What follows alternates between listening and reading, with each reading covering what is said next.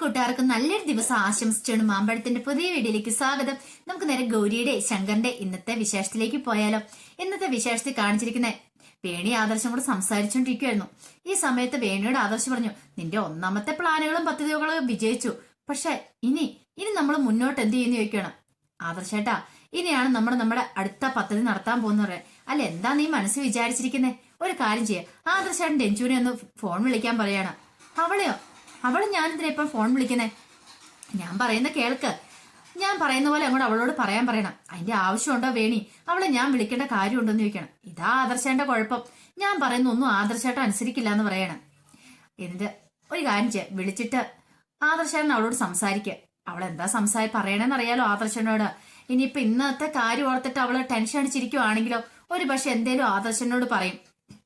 എല്ലാം കേട്ടിയുമ്പോ ആദർശേട്ടൻ പറയണം, അതെ, എനിക്ക് എന്റെ ഭാര്യേനും ജീവനാണ്, അവള് പറയുന്നത് ഞാൻ അനുസരിക്കുള്ളൂ എന്നും പറഞ്ഞ് എന്നെ കുറിച്ച് കുറച്ച് അങ്ങോട്ട് പുകഴ്ത്തി പറഞ്ഞു. അപ്പൊ അവളുടെ പ്രതികരണം എന്താന്ന് നമുക്കറിയാലോ എന്ന് പറയണം. വേണി, നീ എന്താ ഇങ്ങനെയൊക്കെ?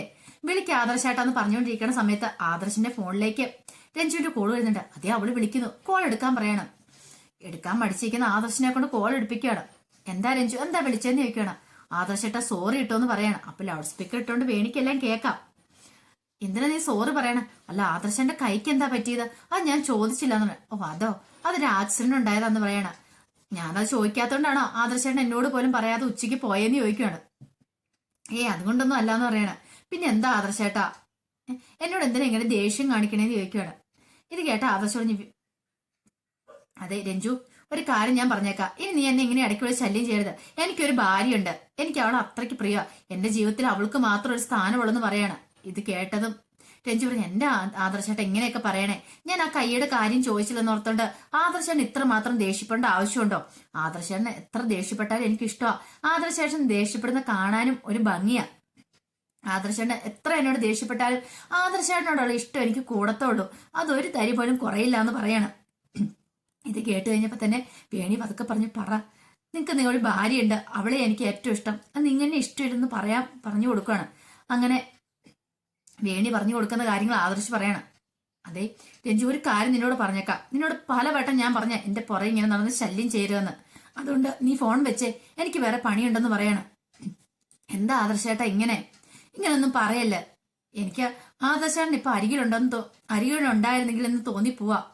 ആദർശേട്ടന്റെ കൈമേലല്ലോ, ഇപ്പം ഞാൻ അവിടെ ഉണ്ടായിരുന്നെങ്കിൽ ആദർശേട്ടന്റെ വലം കൈ ആയനം, ആദർശേട്ടന്റെ എല്ലാ കാര്യങ്ങളും ഞാൻ തന്നെ നോക്കിയനം, അത് പറ്റുന്നില്ല എന്നൊരു സങ്കടം മാത്രമുള്ളെന്ന് പറയണം.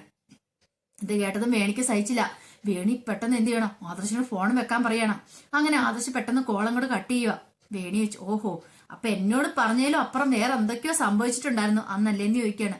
ഇല്ല വേണി, സത്യം പറ ആദർശേട്ടാ, അവൾ ഇങ്ങനെയൊക്കെ പറയണമെങ്കിൽ നിങ്ങൾ തമ്മിൽ എന്തോ ഒരു അടുപ്പമുണ്ടെന്ന് പറയണം. വേണി, ഞാൻ സത്യമായിട്ടുള്ള കാര്യം പറഞ്ഞേക്കുന്നേ, അങ്ങനെ ഒന്നും സംഭവിച്ചിട്ടില്ലെന്ന് പറയാണ്. വേണി പറഞ്ഞു, എനിക്കൊരു കാര്യം ഇപ്പം മനസ്സിലായി, ആദർശേട്ടൻ എന്നെ എന്തൊക്കെയോ മറച്ചു വെക്കുന്നുണ്ട്. ആദർശ് പറഞ്ഞു, ഇല്ല വേണി, നീയാണ് സത്യം, എനിക്ക് വേറെ ഒന്നും അവളോടില്ലെന്ന് പറയണം. വേണി അങ്ങോട്ട് പിണങ്ങി പോവാണ് അങ്ങോട്ട്. ഈ സമയത്ത് ഗൗരി കിടന്ന് നല്ല ഉറക്കമായിരുന്നു. അങ്ങനെ ശങ്കർ എന്ത് ചെയ്യണം, ശങ്കർ സെറ്റിയിലോ കിടക്കുന്നേ, ഗൗരി കട്ടിലേ കിടന്ന്. കുറെ സമയം ശങ്കർ പതുക്കെ എഴുന്നേറ്റു, തലയണയൊക്കെ ആയിട്ട് നേരെ ഗൗരിയുടെ അടുത്തേക്ക് ചെല്ലുവാണ്. ഗൗരിയുടെ അടുത്ത് നിന്ന് പതുക്കെ കിടന്നിട്ട് കെട്ടിപ്പിടിക്കുവാണ്. ഗൗരി പെട്ടെന്ന് കണ്ണു തുറന്നിട്ട് ശങ്കറിന്റെ രണ്ട് തള്ളൊക്കെ അവിടെ വെച്ചു കൊടുത്തു. പെട്ടെന്ന് ശങ്കർ ഏറ്റിട്ട് ചോദിച്ചു, നീ എന്തായി കാണിക്കണേ, നീ എന്തിനാ തള്ളി മാറ്റുന്നതെന്ന് ചോദിക്കണം. തള്ളി മാറ്റുന്നത് എന്തിനാന്നോ?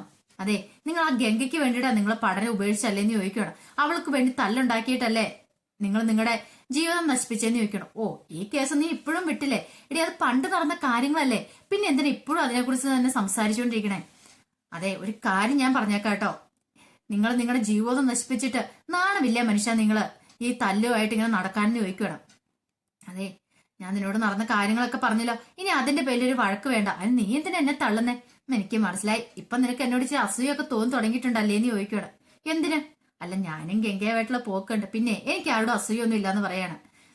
ഇത് കേട്ടപ്പോ ശങ്കർ പറഞ്ഞു, എനിക്ക് മനസ്സിലായി, നിനക്ക് എന്നോട് പെരുത്ത അസൂയ എന്നോടും ഗംഗയോടെന്ന് പറയണം. ഇത് കേട്ടാൻ ഗൗരി ഒരു തള്ളൂടെ കൊടുത്തു. ശങ്കർ താഴെ വീഴുവാണ്. ശങ്കർ പറഞ്ഞു, എനിക്കിത് തന്നെ വേണം, പറഞ്ഞിട്ട് കാര്യമില്ല, എനിക്ക് നിന്നോടൊരു ഇഷ്ടം കൊണ്ടല്ല ഞാൻ പിന്നെ ഒരു നാണമില്ല നിന്റെ അരിയിലേക്ക് വരുന്നേ, അപ്പൊ നീ എന്നോട് ഇങ്ങനെ തന്നെ ചെയ്യണമെന്ന് പറയണം. പിന്നീട് ഗൗരി മുഖം തിരിച്ചങ്ങോട്ട് ഇരിക്കുകയാണ്. എനിക്ക് നിങ്ങളോട് ദേഷ്യം എന്താണെന്നറിയാവോ? നിങ്ങളോട് ഞാൻ ആ കാൻഡിഡേറ്റ് ഡിന്നറിന് പോയ സമയത്ത് ചോദിച്ചാണ്, നിങ്ങൾക്ക് ഏതെങ്കിലും പെൺകുട്ടികളായിട്ട് ഇഷ്ടമുണ്ടോന്നോ? അന്നൊന്നും ഗംഗയുടെ പേര് പറഞ്ഞു കേട്ടിട്ടില്ലല്ലോ. നിങ്ങൾക്ക് ഇഷ്ടമുള്ള പെൺകുട്ടികളുടെ പേരെല്ലാം നിങ്ങൾ എന്നോട് പറഞ്ഞ, പക്ഷെ ഗംഗയുടെ പേര് പറഞ്ഞില്ല. അതെന്തുകൊണ്ടാ പറയാതിരുന്നേ? അത് പിന്നെ എനിക്ക് അവളോട് ഇഷ്ടമൊന്നും ഇല്ലല്ലോ, ഇനി അത് പറഞ്ഞാ മതി. ഗൗരി മുഖം വീർപ്പിച്ചിരിക്കുന്ന നടപ്പത്തിന് ശങ്കറിന് ഒരു കുസറ് തോന്നി. ശങ്കർ പെട്ടെന്ന് ആ ഗംഗ എന്നുള്ള പാട്ട് അങ്ങോട്ട് പാടുവാണ്. ഇതൂടെ കേട്ട് ഗൗരിക്ക് പ്രാന്തളകി. തലവേണ എടുത്തിട്ട് ശങ്കറിട്ട് എറിയുവാണ്. അപ്പൊ ശങ്കർ പറഞ്ഞു, ഇനി ഇവിടെ കിടന്നിട്ട് കാര്യമില്ല, എനിക്ക് സ്വസ്ഥതയോടെ സമാധാനത്തോടും കിടന്ന് ഉറങ്ങണം എന്നും പറഞ്ഞുകൊണ്ട് ശങ്കർ ആ ബെഡ്ഷീറ്റും തലവേണ എടുത്തിട്ട് അങ്ങോട്ട് കയറി പോവാണ്. ഈ സമയത്ത് ഭയങ്കര കോമഡി എന്ന് പറഞ്ഞിട്ടുണ്ടെങ്കിൽ ശേഖർ മുറിക്കകത്ത് അതിനെ പാട്ടൊക്കെ വെച്ചേക്കുവാണ്. പാട്ട് വെച്ചിട്ട് കരിങ്കാളി എന്നുള്ള പാട്ട് അതിട്ടിട്ട് സ്റ്റെപ്പ് ഇടുവാണ്. ബ്ലാക്ക് കളർ ഡ്രസ്സൊക്കെ ഇട്ടോണ്ടാ നല്ല ഭംഗിയാ കാണാനായിട്ട്. ശേഖരന്റെ ഓരോ കോപ്രായങ്ങള് തല മാത്രം ആട്ടിക്കൊണ്ട് ഭാവമൊക്കെ മുഖത്ത് വരുത്തുവാണ്. കുറെ സമയമായിട്ടൊന്നും ശരിയാവുന്നില്ല. ഇതെന്താ ഇങ്ങനെ ശരിയാത്ത? എനിക്ക് ഭാവം അങ്ങോട്ട് മുഖത്തേക്ക് വരുന്നില്ലല്ലോ. കണ്ടോ, ഞാൻ അടിപൊളി ഒരു ഡാൻസറാവും. ഞാൻ എന്റെ ഡാൻസ് കണ്ട ഗംഗ ഞെട്ടിത്തരിക്കണമെന്ന് പറയാണ്. ശങ്കറിന്റെ ബോഡിയും ശങ്കറിന്റെ ഭാവമായിട്ട് ഒട്ടും ചേരുന്നില്ലായിരുന്നു. ഈ സമയത്താണ് ഗംഗ എന്നുള്ള പാട്ടും പാടിക്കൊണ്ട് ശങ്കർ ആ വഴി പോകുന്നത്. പെട്ടെന്ന് ഗംഗ എന്നാണല്ലോ പാട്ട് കേട്ടത്, അപ്പൊ ഞാൻ കരിങ്കാളിയുടെ പാട്ടല്ലേ ഇട്ടേക്കണേന്ന്. അല്ലു ആയിക്കിട്ടെ, അത് വീണ്ടും പാട്ട് വെച്ച് കളിച്ചോണ്ടിരിക്കണം. അപ്പൊ അതിലൂടെ പോയ ശങ്കർ പെട്ടെന്ന് കേട്ടു കരിങ്കാളിയുടെ പാട്ട്. പതുക്കെ മുറിയിലേക്ക് എത്തി നോക്കി കഴിഞ്ഞപ്പോ തന്നെ ശേഖരേട്ടൻ ഇങ്ങനെ ഡാൻസ് കളിച്ചോണ്ടിരിക്കുക. ആഹാ, കൊള്ളാലോ, ഇതെന്ത് പറ്റിയത്? എങ്ങനെ നടന്ന ശേഖരേട്ടനാ ആണ്ട് ഇപ്പൊ ഡാൻസും പാട്ടുമായിട്ട് ദിന്തരികൂടെ തോം വെച്ചോണ്ട് നിൽക്കുന്നു. ആകെപ്പാടെ പൊളിയാണല്ലോ. ആ കരിങ്കാളിന്റെ പാട്ട് കേട്ട് കഴിഞ്ഞപ്പോ തന്നെ ശങ്കർ, ഓ, ആ കൊടുവാൾ ഇങ്ങ് കിട്ടിയായിരുന്നെങ്കിൽ അതും കൊണ്ട് അങ്ങ് തീർത്തേക്കായിരുന്നു. ഇതിനെക്കാരും ഭേദം അതാ. എന്റെ ദൈവമേ, എന്തൊക്കെ ഇനി കാണാൻ കേൾക്കുന്നു എന്ന് പറഞ്ഞ് ശങ്കർ അങ്ങോട്ട് പോവാണ്. വീണ്ടും ശേഖർ തന്നെ ഡാൻസ് പഠനം തുടരുവാണ്. ശേഖറിന് കളിച്ചിട്ടും അങ്ങോട്ട് മതിയാവുന്നില്ല. ഈ പാട്ട് സെറ്റ് ആവുന്നില്ലെന്ന് തോന്നുന്നു. വേറെ പാട്ട് എടുത്തിട്ടൊന്ന് പിടിച്ചു നോക്കണം, അതായിരിക്കും തനിക്ക് ഒന്നുകൂടെ ചേരുന്നത്. പിന്നീട് കാണിക്കുന്നത് വേണി ഇങ്ങനെ സങ്കടപ്പെട്ടിരിക്കുന്ന സമയത്ത് ആദർശം അങ്ങോട്ട് വരുവാണ്. എന്താ വേണി, നീ എന്തിനാ വിഷമിച്ചിരിക്കുന്നത്? ഞാൻ നിന്നോട് കാര്യങ്ങളൊക്കെ തുറന്നു പറഞ്ഞില്ലേ എന്ന് ചോദിക്കും. അതൊക്കെ പോട്ടെ, അതെ ആദർശാൻ രണ്ടാമത്തെ പ്ലാൻ നടത്തണമെന്ന് പറയാം. രണ്ടാമത്തെ പ്ലാനോ? അതെന്താ? അതൊക്കെ ഞാൻ പറഞ്ഞുതരാം. പറഞ്ഞു തരുന്ന പോലെ ആദർശാൻ അങ്ങ് ചെയ്യാൻ പറയണം. എന്താ? അതെ, ആദർശാൻ അവളെയും കൂട്ടി ഒന്ന് ഷോപ്പിങ്ങിന് പോകണമെന്ന് പറയാം. ഷോപ്പിങ്ങിന് അവളെയും കൂട്ടിയോ? എന്റെ വേണി, നിനക്ക് എന്നെ തലയ്ക്ക് ഭ്രാന്ത് പിടിച്ചോന്ന് ചോദിക്കും. നിനക്ക് എന്തിന്റെ സൂക്കേടാന്ന് ചോദിക്കും. അതെ, ഞാൻ പറയുന്ന അനുസരിക്കോ ഇല്ലയോ? ഞാനായിട്ടല്ലോ കുടിച്ചു വരുത്തി വെച്ചേ, ആദർശാണല്ലേ എന്ന് ചോദിക്കും. അതൊക്കെ ശരി തന്നെ, ആദർശാൻ ഷോപ്പിങ്ങിന് പോകണം, എനിക്ക് കുറച്ച് ഡ്രസ്സൊക്കെ വാങ്ങിക്കണമെന്ന് പറയാം. അതിനെന്തിനാ ഞാൻ അവളെയും കൂട്ടി പോന്നെ? നിന്നെയും കൂട്ടി പോയാൽ പോരെ, നമുക്ക് ഒരുമിച്ച് പോയി എടുക്കാം. അതാകുമ്പം നിനക്ക് ഇഷ്ടപ്പെട്ട സാധനങ്ങളൊക്കെ എടുക്കാലോ എന്ന് പറയാണ്. പെട്ടെന്ന് വേണി പറഞ്ഞു, അതിന്റെ ആവശ്യമില്ല എന്റെ പൊട്ടൻ ആദർശേ, നിനക്ക് ഞാൻ പറയുന്നൊന്നും മനസ്സിലാവുന്നില്ലെന്ന് ചോദിക്കുകയാണ്. അതെന്താ? അവളെയും കൂട്ടിയേ പോകുന്ന എന്തിനാന്ന് അറിയാവോ? എന്തിനത് കാര്യം പറ. എനിക്കിതാ ഇഷ്ടപ്പെടില്ലാത്ത, എനിക്ക് നിന്നെയും കൂട്ടി പോകാൻ എടുക്കാൻ ഇഷ്ടം എന്ന് പറയണം. കേട്ടാ വേണിക്ക് അങ്ങോട്ട് ദേഷ്യം വന്നു. ഓരോ കുരുക്കോപ്പ് ഒപ്പിച്ച് വെക്കുകയും ചെയ്യും, എന്നിട്ട് അത് എല്ലാം ഇല്ലാതാക്കാൻ ഞാൻ പുറകെ നടക്കുകയും ചെയ്യണം. ഏതെങ്കിലും ഭാര്യമാർ ഇങ്ങനെയൊക്കെ കൂട്ടു നിൽക്കുമെന്ന് ചോദിക്കുകയാണ്. ആദർശം, അതൊക്കെ എനിക്കറിയാം, അതുകൊണ്ടല്ലേ നിന്നോട് എനിക്ക് ഇഷ്ടമെന്ന് ചോദിക്കണം. വെറുതെ തള്ളി അങ്ങോട്ട് മറക്കില്ലെന്ന് പറയും. അല്ല, എനിക്ക് നിന്നെ ശരിക്കും ഇഷ്ടമെന്ന് പറയണം. എനിക്ക് രഞ്ജു എന്റെ ജീവിതത്തിലേക്ക് വന്ന രഞ്ജു എന്ന് പറഞ്ഞിട്ട് ഞാൻ അവളൊരു ഫ്രണ്ടായിട്ട് മാത്രമേ കാണുന്നുള്ളൂ. പക്ഷെ എന്റെ മനസ്സിൽ അന്നൊന്നും നീ മാത്രമേ ഉള്ളെന്ന് പറഞ്ഞിട്ട് വേണിനെ ഇങ്ങ് ചേർത്ത് നിർത്തുവാണ്. എന്നിട്ട് ആ കവളും കയ്യിലെടുത്തിട്ട് ഉമ്മ കൊടുക്കാനായിട്ട് തുടങ്ങുമ്പോഴത്തേനും ആദർശിന്റെ മൂടങ്ങോട് മാറി. വേണി പെട്ടെന്ന് അവനെ തള്ളി മാറ്റുവാണ്. എന്താ വേണി, എന്ത് പറ്റിയെന്ന് ചോദിക്കണം. വേണ്ട വേണ്ട, എനിക്കറിയാം ആദർശാണ് എന്നെ എത്രമാത്രം ഇഷ്ടമുണ്ടെന്ന്. എനിക്കും ആദർശാണ് ഇഷ്ടം തന്നെയാ. ഈ ഒരു സ്നേഹത്തിന് വേണ്ടിയിട്ട് എത്രയോ നാളുകളായിട്ട് ഞാൻ കാത്തിരിക്കുന്നറിയാവോ. പക്ഷെ ഇപ്പൊ വേണ്ട, അതിനൊരു സമയമുണ്ട്. നമ്മുടെ ജീവിതത്തിൽ കരടായിട്ട് ഒരുത്തിയുണ്ട്, അവളെ ആദ്യം നമ്മുടെ ജീവിതത്തിൽ നിന്ന് പറിച്ചെറിയണം. അതിനുശേഷം വേണം നമ്മൾ രണ്ടും ഒന്നാവാനായിട്ട്. അതാ എന്റെ ആഗ്രഹം. അപ്പൊ ഞാൻ പറയാൻ വന്ന കാര്യം ബാക്കി പറയാം. എന്താണെന്നറിയാവോ? അവളെ വിളിച്ച് ഷോപ്പിങ്ങിന് പോയിട്ട് എനിക്ക് വേണ്ട ഡ്രസ്സൊക്കെ സെലക്ട് ചെയ്യണം. അതിന്റെ സമയത്തല്ല എന്നെ കുറിച്ചുള്ള കാര്യങ്ങൾ ഇങ്ങനെ പുകഴ്ത്തി പറഞ്ഞുകൊണ്ടിരിക്കണം. മനസ്സിലായെന്ന് ചോദിക്കും. മനസ്സിലായി. അങ്ങനെ പുകഴ്ത്തി പറഞ്ഞിട്ടോ?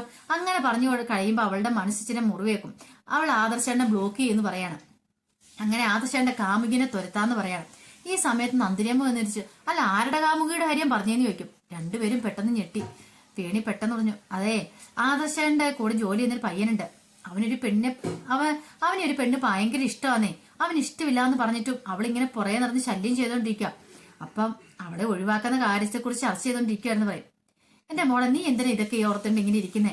കാമുകിനെ കുറിച്ചൊക്കെ ആന്ന് ഓർക്കണ്ട. അവരുടെ പാട്ടിന് വിട്ടേരെ, അവരുടെ പ്രശ്നങ്ങളൊക്കെ അവര് തീർത്തോളൂ.